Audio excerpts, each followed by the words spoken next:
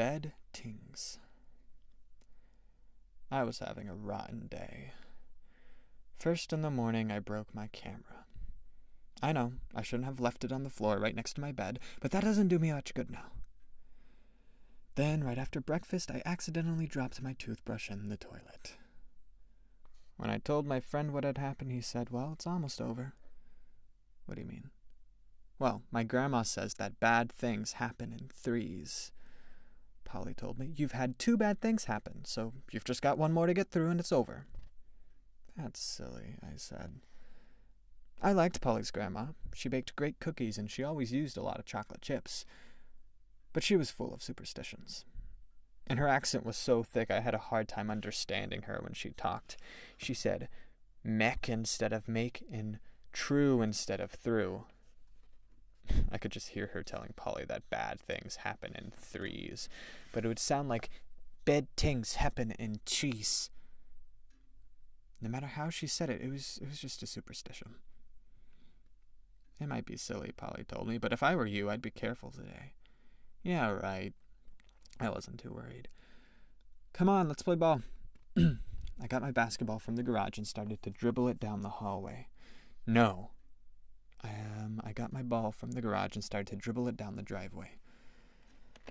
The ball broke on the second bounce. It just burst and went flat. I'd never seen a basketball do that. "Bad thing," Polly said. "Shut up," I told him. But then I realized something. If bad things happen in threes, the bad part of my day was over.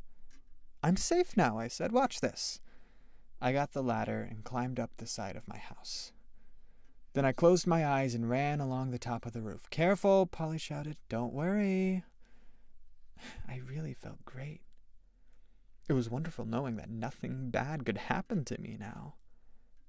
I stood on one leg and spun around. "Come on, get down," Polly said. "Okay." I went to the lowest part of the roof and jumped to the lawn. Naturally, I landed without any trouble. For the rest of the day, I pushed my luck, and it held. As evening fell, Polly and I wandered over to his house. When we got there, I looked toward the top of the huge oak in his front yard. My kite was still stuck up there from last fall. "I'm getting it," I said. "No," Polly said. "That's crazy. It's too high. Watch me." I started climbing the oak. I felt fabulous and free. Nothing could hurt me. "Danger!"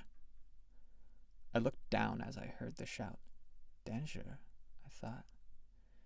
Polly's grandma was down below me, far down below, waving a dish towel like a flag and shouting, "Danger! Danger!"